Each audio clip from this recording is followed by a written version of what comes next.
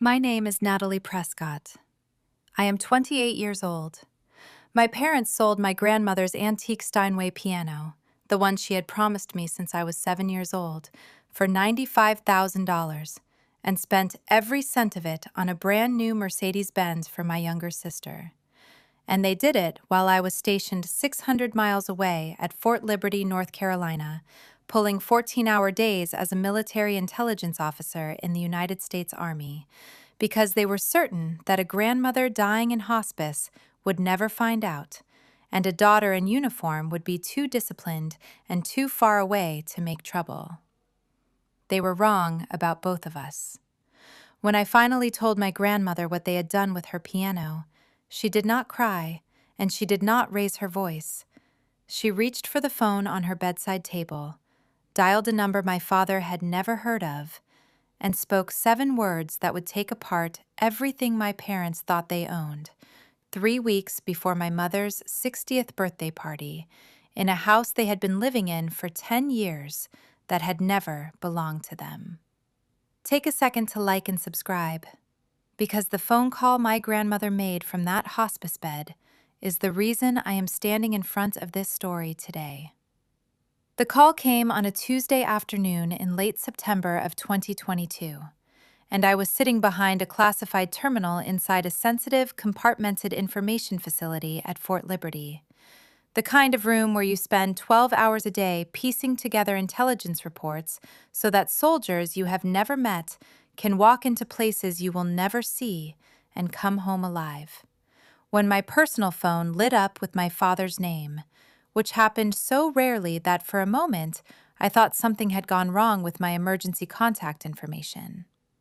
My grandmother, Vivian Holbrook, 78 years old, a retired concert pianist who had performed in recital halls from Boston to Savannah for over 30 years, and the only person in my family who had ever made me feel like I belonged in the room, had suffered another heart attack, and the doctors were moving her to hospice. My father, Raymond Prescott, 59 years old, a commercial insurance broker who had built Prescott and Associates in Houston from a single-desk office into a mid-size agency, the kind of man who had spent 3 decades learning how to calculate risk for other people while avoiding accountability for his own, delivered the news the way he delivered everything, like a line item on a report that did not concern him personally. No greeting, no warmth. "She's stable," he said. "Family meeting at Memorial Hermann in an hour." I requested emergency leave through my battalion that same night, packed a bag, and drove 9 hours through the dark from North Carolina to Texas, arriving at the hospital just after dawn with coffee stains on my jacket and the taste of interstate rest stop air still sitting in my throat. By the time I walked into the waiting room, the rest of my family was already huddled in a corner, speaking in voices low enough to sound important. My mother, Brenda Prescott, 57, a former interior designer who had traded her career years ago for country club committees and charity board luncheons, the kind of woman who measured the value of everything and everyone by how they looked from the outside, sat clutching her handbag like it was the most fragile thing in the building, and it might have been, because she certainly was not treating my grandmother's condition with the same care.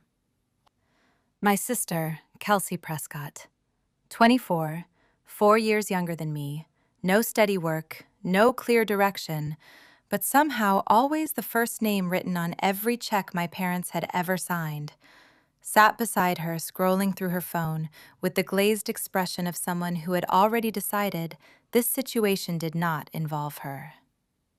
My father looked at me the way he always did, like he was assigning a task to the one person in the room most likely to accept it without complaint. "Someone needs to handle the daily visits," he said, "and since your schedule is the most flexible, your mother and I have the agency to run, and your sister is in a critical phase with Tyler's family, I think you're the obvious choice." I wanted to tell him that I was a captain in the United States Army, that I managed an intelligence section responsible for briefing field-grade officers on threats they could not afford to get wrong, that my schedule was not flexible, but regulated by a chain of command that had granted me emergency leave precisely because this was a crisis and not a vacation. I wanted to tell him that flexible was not the word for someone who had not taken a personal day in 11 months. That the reason I could be here at all was because my commanding officer understood the meaning of family, even if my own father did not. But I did not say any of that, because I had spent 28 years learning that in this family, the person who gave the most was always the person who was valued the least. And I had stopped expecting that math to change a long time ago. "Of course," I said quietly. "I want to be with her anyway." My father was already turning toward the exit before I finished the sentence, and as I walked alone down the corridor toward my grandmother's room, I heard my mother's voice drifting from behind me, low, careless, aimed at my sister's ear, but carrying the way cruelty always carries when the person speaking it has stopped bothering to care who hears. "At least she's useful for something." I kept walking. I did not turn around, not because I had not heard her, but because I had heard variations of that exact sentence so many times across so many years that the words had worn a groove inside me, a place where that particular kind of pain collected and settled and stayed. And I had learned long ago that turning around only gave them the satisfaction of knowing it had landed. And I think most people know that feeling. The one where you have already been cut so many times by the same hand that you stop flinching, not because it hurts less, but because you have finally run out of ways to show it. The corridor smelled like antiseptic and recycled air, and somewhere ahead of me, my grandmother was lying in a bed she might never leave. And behind me, my family had already moved on to the next item on their list, and I was exactly where I had always been, in between, invisible to the people who were supposed to love me the most, walking toward the only person who had ever made me feel seen. My grandmother's hospice room smelled like lavender and old paperback novels, because she had insisted on both from the first hour they admitted her. And when the nurses tried to replace her things with the standard issue antiseptic and plastic-wrapped pillows, she told them with the kind of quiet authority that only a woman who had performed in front of 2,000 strangers for 3 decades could summon, that she would die surrounded by what she loved, or she would check herself out and die at home, and they let her have her way. She was 78 years old, sharp as a blade despite the congestive heart failure that was slowly pulling her under. And when I walked into her room that first morning, after driving all night from North Carolina, she looked at me with those fierce, dark eyes and said, without any greeting or preamble, that I looked like I had not slept, and that the coffee stain on my jacket was unbecoming of an officer. I laughed, and it was the first honest sound I had made in 12 hours. I visited every day after that.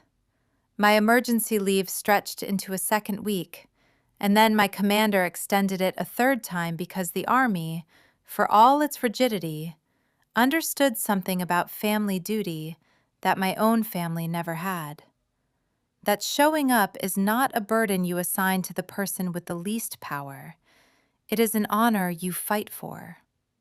I spent my mornings in that room reading to her from the concert reviews she had saved in a leather binder for 40 years, yellowed newspaper clippings from the Philadelphia Inquirer and the Boston Globe that described her playing as transcendent, as effortless, as the kind of music that made you forget you were sitting in a room full of strangers and remember instead what it felt like to be completely alive. She would close her eyes while I read, and sometimes her fingers would move against the bedsheet, pressing invisible keys in patterns I recognized. Chopin mostly, the nocturnes she had played at her final recital 20 years ago. The same pieces she had taught me on the Steinway when I was 7 years old and too small to reach the pedals without a wooden block beneath my feet. That piano had been the one true thing in my childhood. When my parents fought about money or status or whose friends were more important, I would sit on the bench in my grandmother's living room and press the keys until the noise in the rest of the house stopped mattering. When my sister received praise for things she had not earned, and I received silence for things I had worked for, the piano was the only place where effort and result existed in an honest relationship. You practiced, you improved. The keys did not lie to you. And my grandmother sat beside me and told me I was good enough, which was something no one else in the family ever thought to say. One evening near the end of my second week, she reached for my hand with a grip that was weaker than I remembered, but still carried intention behind it, and she told me that the Steinway was mine.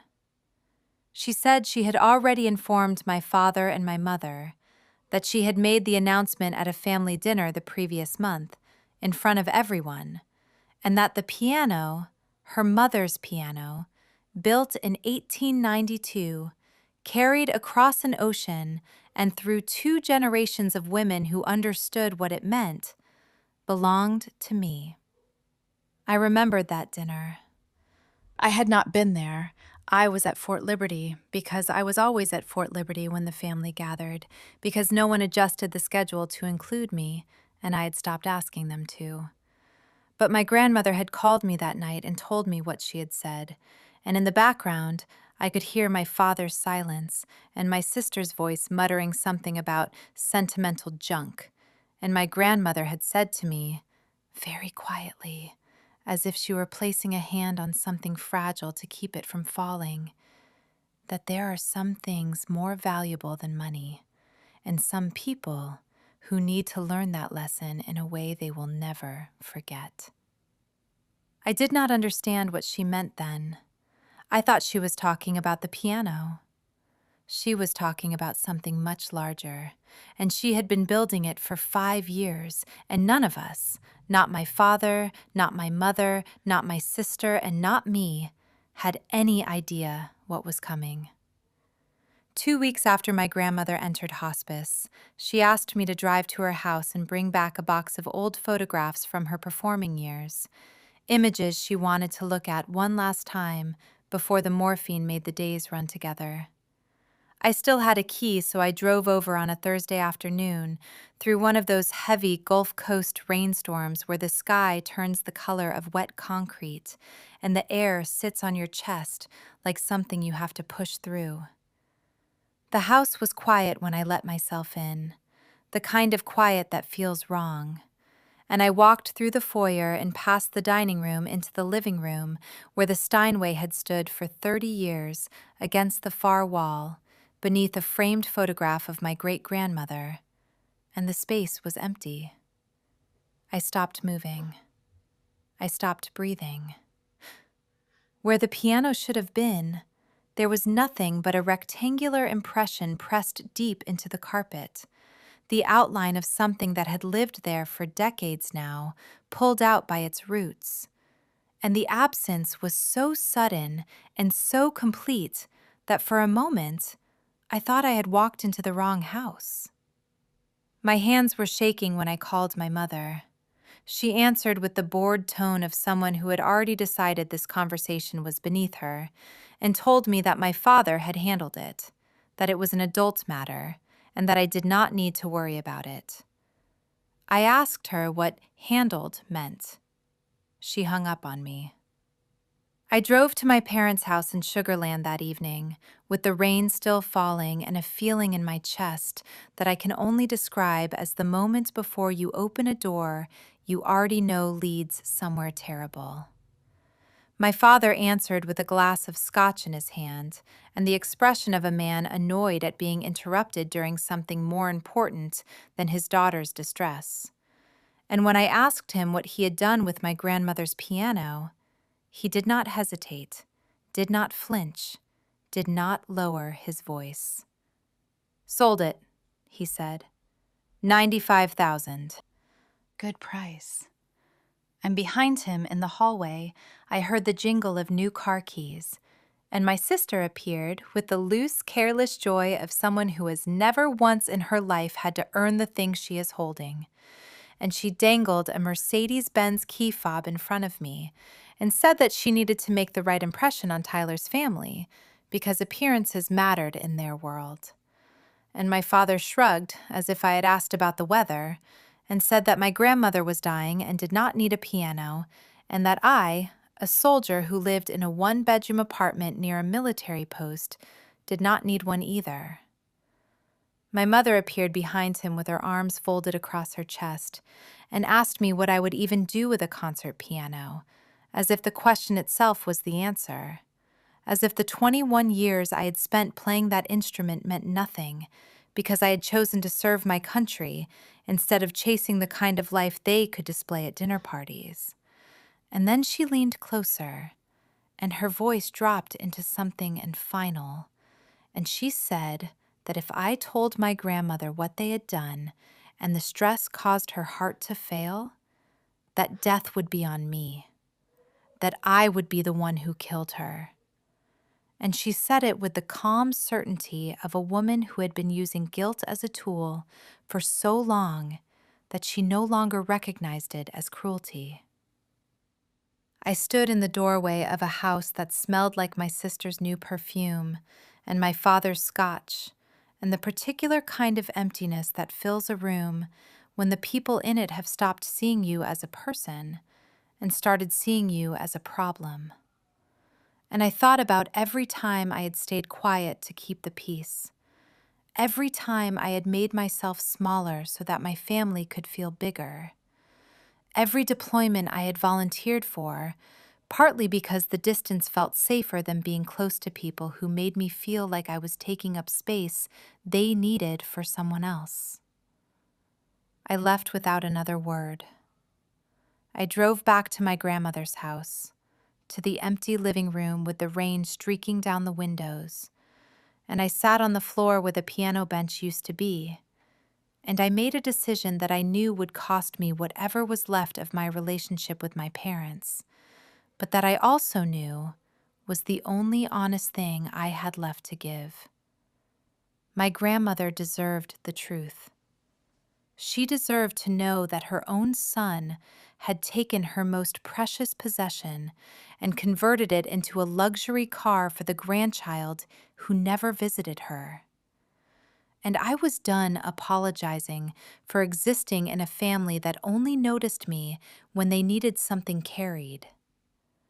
She stood in the doorway of a house that was not even hers, my own mother, and told me that if I said one word to my dying grandmother about the piano they had stolen and anything happened to her heart, that death would be on my conscience for the rest of my life.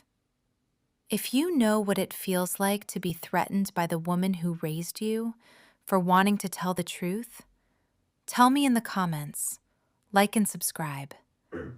Because what my grandmother said the next morning when I sat on the edge of her hospice bed and told her every single thing they had done is not what anyone in that family expected.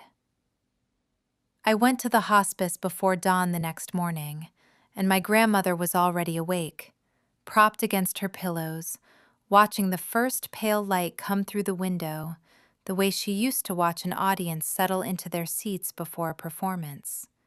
Patient, alert, as if she already knew what was about to happen and had decided to let it arrive on its own terms. I sat on the edge of her bed, and I told her everything. The empty space in her living room, the $95,000, the Mercedes gleaming in my sister's name, my father's casual shrug, my mother's threat. I told her all of it, bracing myself for tears or shock or the kind of devastation that might stop a heart already running on borrowed time. Instead, my grandmother let out a long, slow breath. Not a gasp, not a cry, but the kind of exhale that belongs to a woman who has spent 5 years watching a fire she lit herself finally reach the thing it was built to burn. She looked at me, and her expression was not grief. It was calm, almost settled. And she said in a voice as steady as the first note of a piece she had played 1,000 times, that she knew her son, that she had watched him become this person for 40 years, that she had hoped he would change, but had also prepared for the possibility that he would not. She asked me to hand her the phone from her bedside table, and she scrolled through her contacts with a precision that surprised me, and pressed a name I had never seen and put the call on speaker. 3 rings, and then a man's voice, deep and unhurried. She told him she was clear-headed and that it was time, and he said he understood and asked when, and she said, Sunday, at the birthday party, at the house. And he said he would prepare the documents. And she ended the call and looked at me with a small, quiet smile that held something I could not yet name. The man on the phone was her attorney. He had represented her for 30 years, since before my grandfather died, and my father had never known he existed because my father had never once in his adult life thought to ask his own mother whether she had legal counsel, because my father had always assumed he understood everything about her affairs. And that assumption, my grandmother said softly, leaning back against her pillows, was his greatest weakness and had always been. 2 days later, I sat in a small law office on the outskirts of Houston, across from a man in his late 60s with silver hair and gold-rimmed glasses, whose movements were slow, but whose words carried the weight of someone who had spent a lifetime making sure every sentence he spoke could stand up in court. He told me my grandmother was a remarkable woman. He told me she was far more astute than her children had ever given her credit for. And then he told me something that made the floor shift beneath my chair. The house my parents had been living in for 10 years, the house where they hosted dinner parties and holiday gatherings and 4th of July barbecues, the house my father used as the return address on his business correspondence, the house my mother had redecorated 3 times with money that was not hers, had never been transferred. The deed was still in my grandmother's name. It had never been amended, never been gifted, never been signed over. My parents were tenants at will, living rent-free on my grandmother's generosity in a property they had claimed as their own for a decade without ever once checking the paperwork. He slid the deed across the desk, and I stared at my grandmother's name printed in clean black letters, and the weight of what I was seeing pressed down on me like something physical. Because I was thinking about every time my father had lectured me about real assets and smart investments, every time he had mocked my small apartment near Post while standing in a home he did not own, every time he had treated me like I had made poor choices while his entire sense of status rested on a foundation that did not exist. And then the attorney pulled out a second folder, and this one contained the original appraisal of the Steinway from 12 years ago, an appraisal my father had personally received and signed for, valuing the piano at $87,000 even then. And I remembered a conversation from years ago when I had asked my father about the piano's value, and he had waved his hand and told me it was sentimental but not worth much, maybe a few thousand at best, and that I should not get attached to things that did not appreciate. He had lied to me deliberately, casually, the way you lie to someone you have already decided does not deserve the truth. And he had done it so that I would never ask questions and never push back and never stand between him and the thing he intended to take.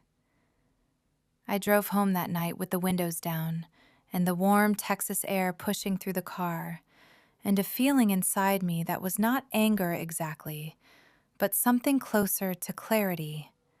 The kind of stillness that comes after you have been lost for a long time and suddenly realize you have been standing on solid ground all along, without knowing it.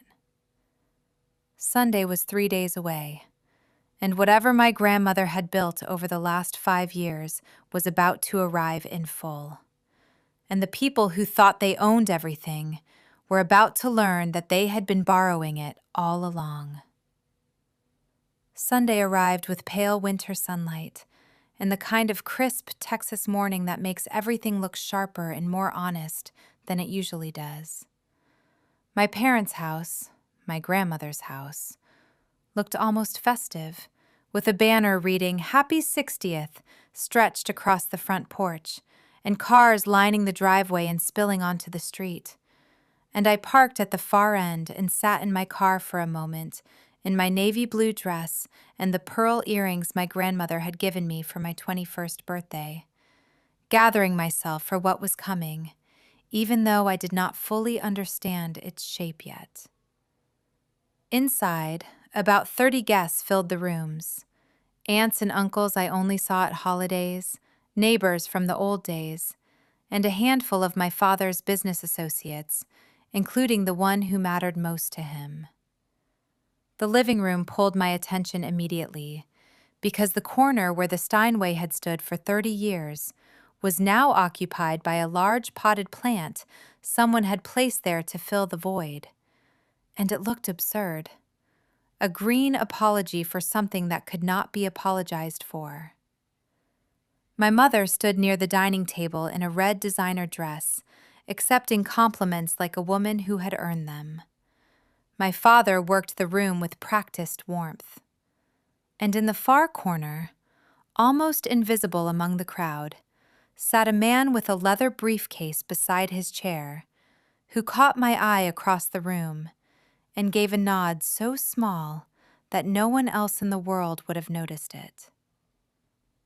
My father raised a crystal glass and called for everyone's attention, and he announced with the confidence of a man who has never once been contradicted in his own house that his mother had generously sold her antique piano to invest in his daughter's future. And he led the entire party outside, where a gleaming silver Mercedes-Benz sat in the driveway with a red bow on the hood. And my sister threw her arms around him and posed for photographs beside the car, while I stood on the porch, watching my father rewrite the story in real time, turning theft into generosity and erasure into celebration. And the words sat in my mouth like something I could not swallow.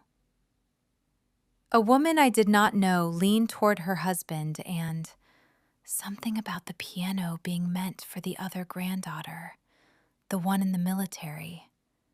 And her husband shrugged, the way people shrug when they have decided someone else's pain is not their concern. My great-aunt appeared beside me, her face pale, and asked me quietly whether my grandmother had really agreed to any of this. And before I could answer, the man in the corner stood up, opened his briefcase, and walked toward the center of the room with the calm, unhurried authority of someone who had been waiting 30 years for this exact moment. He introduced himself to the room as my grandmother's attorney, and my father's face went white. He said he had visited my grandmother that morning, that her nurse could confirm she was fully competent and lucid, and that she had asked him to address several urgent matters regarding her estate in front of the people assembled here today, because she believed that actions taken in public deserved consequences delivered in public. He held up the property deed. He read my grandmother's name aloud. He explained in simple, measured language that the house they were standing in had never been transferred, that my parents had been living in it rent-free for 10 years as tenants at will, that every modification my mother had made without written permission belonged legally to the property owner, and that representing someone else's property as your own in business contexts, and here he paused and looked directly at the man who mattered most to my father, carried significant legal consequences under Pennsylvania and Texas law. I watched the room absorb this like water hitting hot stone. I watched the business associate take a quiet step backward. I watched my sister grab her boyfriend's arm, and I watched him gently remove her hand. And then the attorney pulled out a second document and said the word trust. And my father whispered, "What trust?" And the attorney explained that 5 years ago my grandmother had established an irrevocable trust naming a single beneficiary for the house, her financial accounts, and all items of sentimental value, including the 1892 Steinway piano that had been sold without authorization. And he looked directly at me and said my full name, and the room went silent. My father shouted that it was fraud, that my grandmother had been manipulated, and the attorney told him in a voice made of ice to choose his next words carefully, because everything said in this room today had been witnessed by over 30 people. My great-aunt moved to stand beside me and took my hand and held it. And the attorney continued, explaining that the piano sale constituted unauthorized disposal of trust assets, that the $95,000 must be returned to the trust within 30 days, and that failure to comply would result in civil litigation with a paper trail so clean that no judge in Harris County would need more than an afternoon to render a decision. He also noted, almost as an aside, though nothing this man said was accidental, that my grandmother's bank had flagged an unauthorized address change on her accounts shortly after she entered hospice, that someone had redirected her financial correspondence to this house without her knowledge, and that under Texas elder protection statutes, unauthorized interference with a vulnerable adult's financial records carried its own set of consequences that he was prepared to pursue if necessary. My mother was crying. My sister looked like the ground beneath her had opened. My father stood gripping the back of a dining chair with both hands, staring at the deed on the table, and the man whose approval he had spent 5 years chasing was already whispering to his son, and neither of them looked like men who intended to stay. My father stood in front of 30 people at my mother's 60th birthday party and announced that my grandmother had generously sold her piano to invest in my sister's future, while the woman who actually owned that piano lay in a hospice bed 15 miles away, knowing every word out of her son's mouth was a lie. If that puts a knot in your chest the way it put one in mine, just leave a heart below, like and subscribe. Because the man who stood up 5 minutes later with a leather briefcase and a stack of documents had been waiting 30 years for this moment, and he did not waste a single one.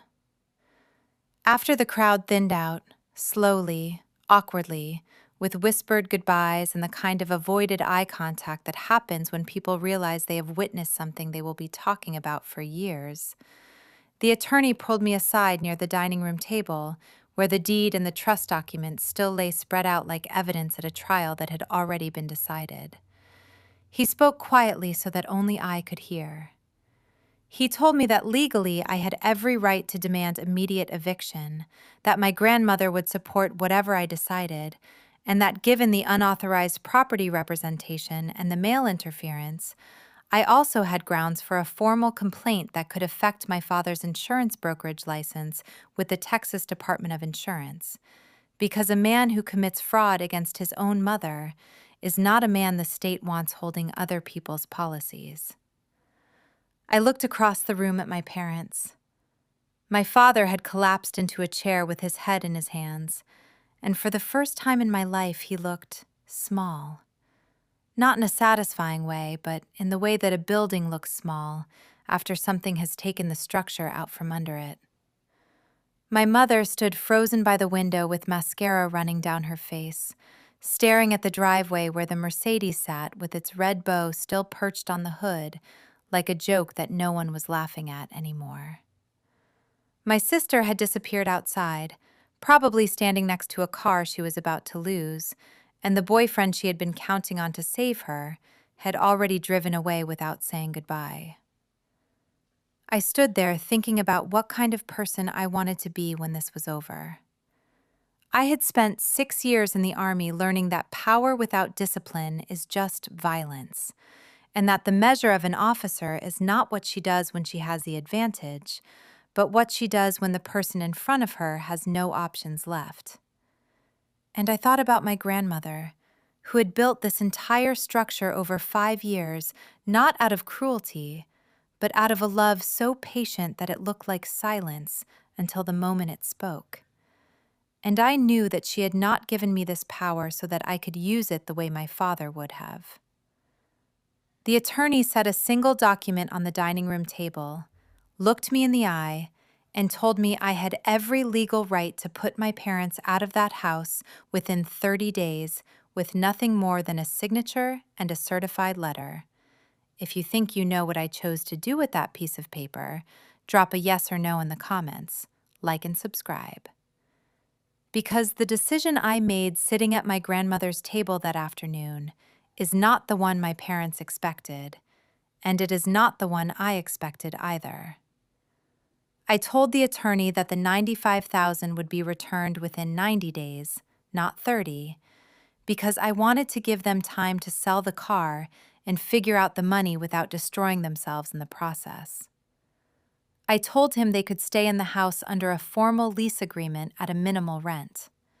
And I told him that after my grandmother passed, they would have 12 months to find somewhere else to live, which was more time and more grace than they had ever extended to me. He studied me for a long moment with the expression of a man who had seen enough families tear themselves apart over property to know that mercy was rarer than money.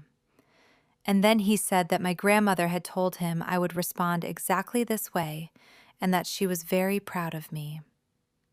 The agreement was drafted on the dining room table that afternoon, witnessed by my great-aunt and 2 of the remaining guests. My father signed without looking at me. My mother's hand shook so badly she could barely hold the pen. Neither of them said a word, and I did not need them to, because the signatures on that paper said everything that 28 years of silence had not. That evening, after the house had emptied and the birthday cake sat untouched on the counter and the banner on the porch hung crooked in the fading light, my phone rang with a video call from the hospice, and my grandmother's face appeared on the screen, pale and exhausted, but with her eyes still carrying that fierce clarity that had never left her, even as everything else was being slowly taken away. She asked me how I felt, and I told her the truth. Terrified, and relieved, and sad all at once. And she said that was exactly how courage feels, that it is never comfortable, and that the people who tell you otherwise have never had to use any. She told me not to thank her, that the only thanks she needed was for me to live well, to play music, to be happy, and that was how I could honor everything she had done.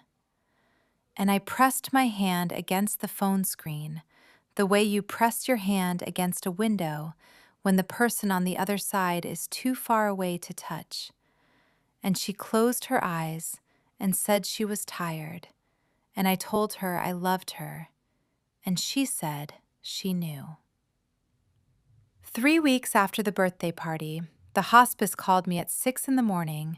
with the gentle, practiced tone that nurses use when they need you to understand that the time you have been dreading has arrived. I drove to the hospice faster than I should have, my hands tight on the steering wheel, and the Houston morning was gray and still, and the only sound was the engine and my own breathing. My grandmother's room was quiet when I arrived. The morning light came through the curtains in soft golden bars that fell across her bed like something from one of those old concert halls she had loved.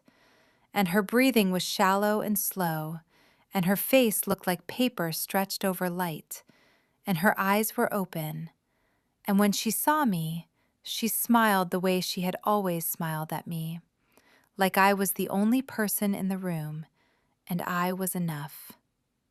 She told me she was sorry for not acting sooner, that she had watched how my parents treated me for years and kept hoping my father would change, and that love had made her blind for too long.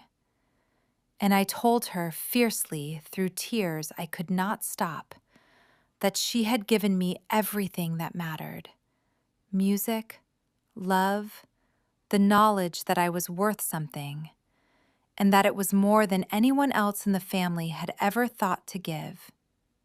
She said she was proud of me, and her voice was barely a whisper now. And then she said she was tired, and I held her hand the way I used to hold the edge of the piano bench when I was 7 years old and afraid of falling. And she closed her eyes, and she did not open them again.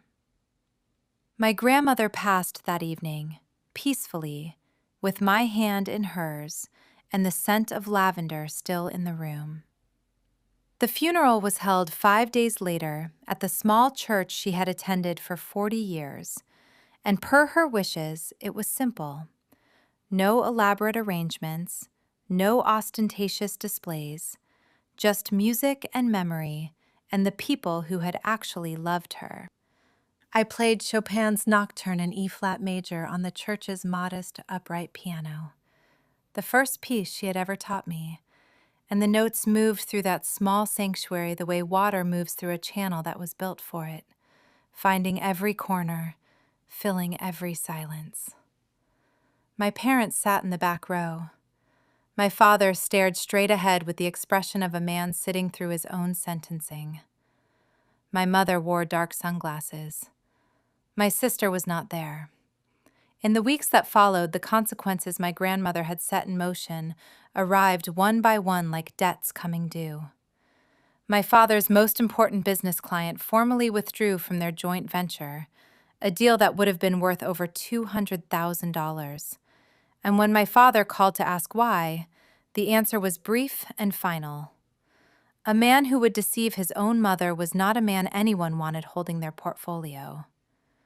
My sister returned the Mercedes to the dealership for $80,000, $15,000 less than my parents had paid, and she screamed at the salesman for 20 minutes before signing the paperwork. Her boyfriend ended the relationship 3 days later with a text message so short it could have fit on a receipt, and his family made it clear through silence that the name Prescott was no longer one they wanted associated with theirs. My father's agency lost 3 more clients in the following month. My mother quietly resigned from her charity board before they could ask her to leave. The world they had built on borrowed property and borrowed prestige came apart the way all borrowed things eventually do. Not with a single dramatic collapse, but with the slow, steady withdrawal of everything they had never actually earned. 6 months after the funeral, I moved into my grandmother's house. It felt strange at first, walking through rooms that still carried her presence in the creak of the floorboards and the lavender that clung to the curtains, and the way the light fell through the living room windows at sunset exactly the way she had described it to me once, when I was 12, and she was teaching me that some things can only be understood by being in the room when they happen. I used part of the returned money to buy a new piano. Not a Steinway, those cost far more than $95,000, but a beautiful Yamaha Grand that filled the corner where my grandmother's piano had once stood. Different but meaningful in its own way. A new beginning sitting in the exact place where the old one had been taken. My parents moved out 2 months after my grandmother's death. They did not wait the full 12 months I had offered. They bought a small condo across town, and my father scaled his business down to half its former size, and my mother joined a different social circle where people did not know the family's history. And we did not speak, not out of hatred, but out of a distance that neither side knew how to cross. And I was not bitter about it, because bitterness requires you to keep holding on to something that has already let go of you. 8 months after the funeral, my sister called. Her voice sounded different, smaller, less certain, stripped of the shine she had always worn like a coat of paint over something unfinished. She told me she was working an entry-level job at a marketing firm and riding the bus and going to therapy, and that her therapist had told her she had a lot of unpacking to do about how she had been raised and why she had spent her whole life believing she deserved everything without earning any of it. She said being the favorite was not a gift, but a kind of trap that looked like love from the inside and looked like damage from everywhere else. She did not ask me to forgive her.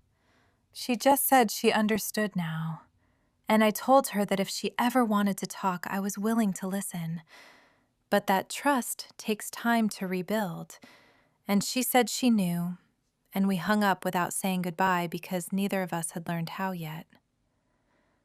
The losses my father suffered were specific and permanent.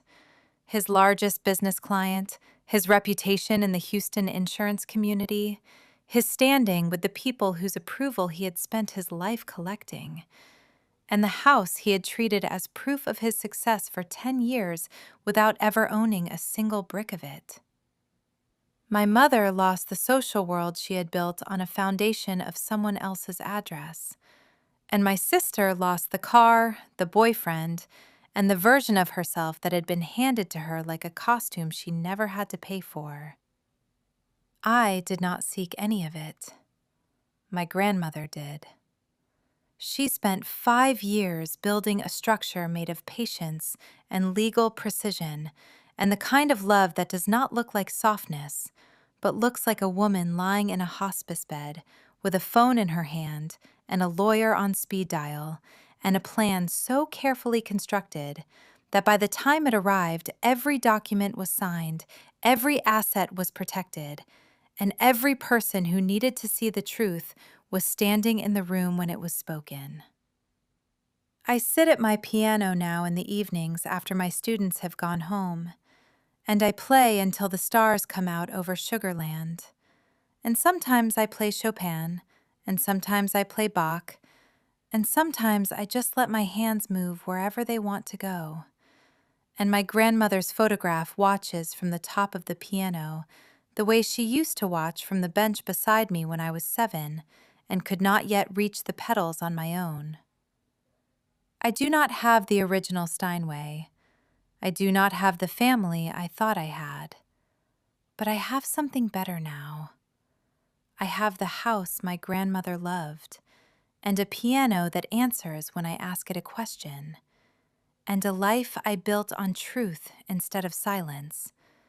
And every morning I wake up in a place that belongs to me, because someone loved me enough to make sure that nobody could ever take it away. And that is the real inheritance my grandmother left me. Not the house, not the money, not the piano, but the knowledge that I was always worth protecting, even when the people who were supposed to protect me were the ones I needed protecting from. If this story meant something to you, share it with someone who needs to hear it today. And like and subscribe, because somewhere right now, there is a daughter in a small apartment or a barracks room, wondering whether she matters to her own family.